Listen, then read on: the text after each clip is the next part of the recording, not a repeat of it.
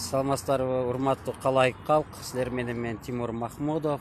Бүгүн мөөнөтсүз митинг уланууда оондун Кыргызстандагы имараттын алдындагы митинг Элет Көйгөй коомдук бирикмеси демилгеси менен элдердин 316 адамдын жарандын кайрылышы боюнча азыр Элет Көйгөй коомдук бирикмесинин төрайымы биз деген өкмөткө бүгүнкү митинг боюнча жазган арызыбызды, ошондой эле Элет Көйгөй коомдук бирикмеси тарабынан кабыл алынган резолюция боюнча Алыкулова Марипа таныштырып, өкмөт мүчөсүнө өткөрүп берет.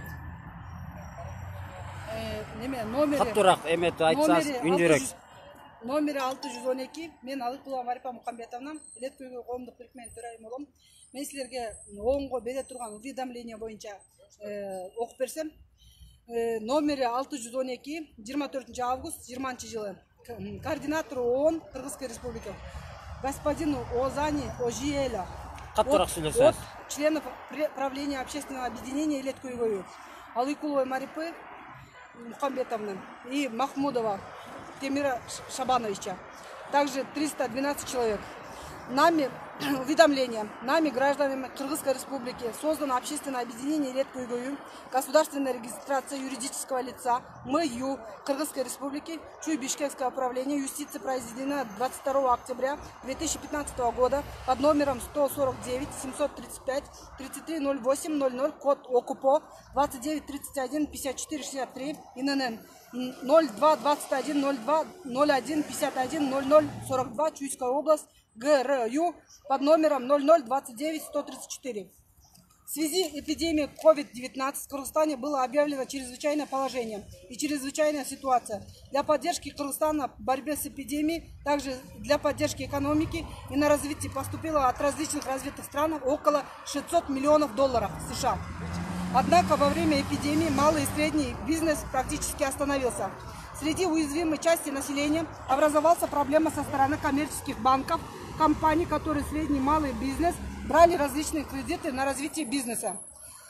В целях сглаживания негативных экономических последствий распространения коронавирусной инфекции принято постановление правления Национального банка от 18.03.2020 года под номером 2020 П12/13 1БС о временных правилах регулирования деятельности финансово-кредитных организаций в связи с пандемией COVID-19, направленной на поддержку субъектов предпринимательства, населения и сохранения стабильности банковской системы страны.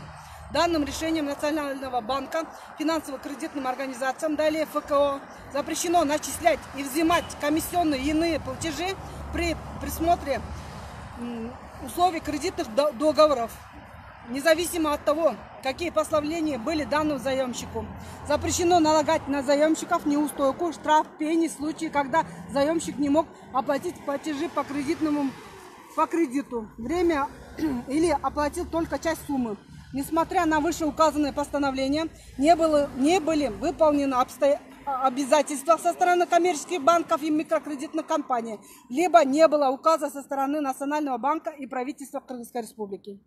Мы, правление общественного объединения Элет Көйгөй, обращались первый раз под номером 521 от 10 июня 2020 года о том, что собрать координационный совет на 16 июня 2020 года к 14 часам. Однако ответ от Совета Безопасности от господина Сагымбаева о том, что не может проводить в связи с эпидемией. Чечимдерди ишке ашырылышына туруктуу негизде контроль жүргүзүлүүдө. Нами полученный ответ, отписка. Несмотря на такие ответы, не было никаких действий со стороны госорганов на коммерческие микрокредитные компании. Со стороны коммерческих и микрокредитных компаний, как ЗАО КСБ, ЗАО Байтюшин, ЗАО Финкобанк, ЗАО Салым Финанс, микрокредитная компания Биртоп, ОАА ДОС Кредобанк, АО ЗАО Банк Компаньон, ЗАО Минбулак, микрокредитная компания ОАА РСК Банк, АО Бакай Банк, микрокредитная компания Байлых Финансы, акционерное общество «Коммерческий банк Кыргызстан», ЗАО АКБ Толубай, ООСО МКК Аманат, микрофинанс Алма Озулух, ОСО Телек, ЗАО Первая микрокредитная компания, ЗАО микрофинансовая компания Элит Капитал, Банк Азия, Тон Финанс, 24 микрокредитных и коммерческих банков. Во второй раз обратились под номером 603 09 августа президенту Кыргызской республики Джеймбекову, секретарю Совбеза безопасности господину Сагымбаеву, председателю Национального банка господину Абдугулову, Министерству социального развития господину Кочкорову, министру внутренних дел господину Джуншалиеву, председателю национальной безопасности господину Опумбаеву, председателю Верховного суда госпоже Калиевой, министру Министерства финансов госпоже Джеймбаевой, отдел стратегического развития экономики и финансового аппарата президента при президенте Кыргызской республики, министру экономики господину Мукамбетову, генеральному прокурору господину Джамшимитову. Не было никакой реакции. У нас на руках имеется факт в виде обращения. 200 человек со стороны коммерческих и микрокредитных компаний продлевают кредитный графиков, начисляя проценты, делают на оставшиеся остальные месяцы. Мы считаем, что это неправильно и незаконно. Нами было указано заявление о том, что от 6% до 40%, также от 100 тысяч до 2 миллионов во время пандемии ЧП мы просили рассмотреть. Никакие пени, штрафы, начисление процентов не должно быть. Согласно законам Кыргызской республики, утвержденным Национальным банком, наше требование с 27 марта 2020 года по 31 декабря 2020 года продлить погашение кредита, не начислять проценты. Если до этого были начислены проценты, пени, штрафы во время пандемии, полученные у человека, возвратить. Уважаемый господин Озани Ожелели, мы считаем, что нарушаются права человека. Имеются ли функции ООН арестовать лицевые счета вышеуказанных банков или банкиров для устранения незаконного отмывания денег? Доведите наши требования и доводы до развитых стран мира и просим разместить в сайте ООН.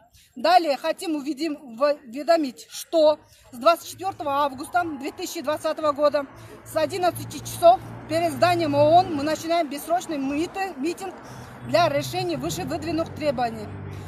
Просим вас защиту со стороны ООН от стороны правоохранительных органов Кыргызской республики. Митинг будет продолжаться до тех пор, пока не решатся кредитные проблемы. С уважением, председатель правления общественного объединения Илет Койгуйлю, член правления Илет Койгуйлю Алыкулова и Махмудов. Резолюция номер 613 от 24 августа 2020 года. Резолюция принята по кредитам от членов общественного объединения Илет Койгуйлю. Резолюция. Просим до 27.08.2020 года решить население от натисков олигархов, ведь они хозяины коммерческих банков, микрокредитных компаний, как ЗАО КСБ, ЗАО Байтушим, ЗАО Финка Банк, ЗАО Салым Финанс, микрокредитная компания Биртоп, ОА Доскредо Банк, ЗАО Банк Компаньон, ЗАО Минбулак, микрокредитная АО РСК Банк, АО Бакай Банк, ОСО микрокредитная компания Байлык Финанс, коммерческий банк Кыргызстан, ЗАО АКБ Толубай, ОСО МКК Аманат, микрофинансы Алма, ОЗУВУ, ОСО Телек, ЗАО Первая микрокомпания, ЗАО микрофинансовая компания Элит Капитал, Банк Азия, Тон Финанс, 27.03.20 12 по 20 год от 100 тысяч до 2 миллионов суммах получившиеся кредиты, остановить проценты, продлить график договора до 01.01.2021 года, отозвать лицензии. Второе.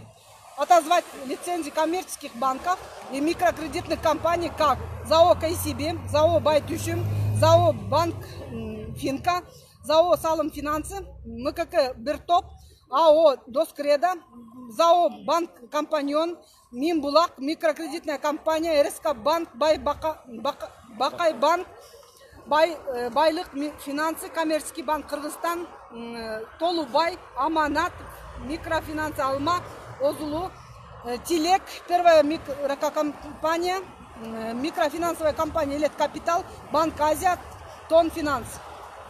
В случае со стороны правоохранительных органов, это третье, органов провокации и каких-либо давлений на участников мирного митинга. В случае неисполнения нами принятого резолюции будем требовать отставку президента Кыргызской Республики, так как президент Кыргызской Республики является гарантом Конституции Кыргызской Республики. Председатель правления общественного объединения Алыкулова Марипа, член правления советник Махмудов Тимур. Здесь у нас прикреплено 131 человек. Мы сейчас эту резолюцию, уведомление и список вручаем полномоченному представителю от правоохранительных органов.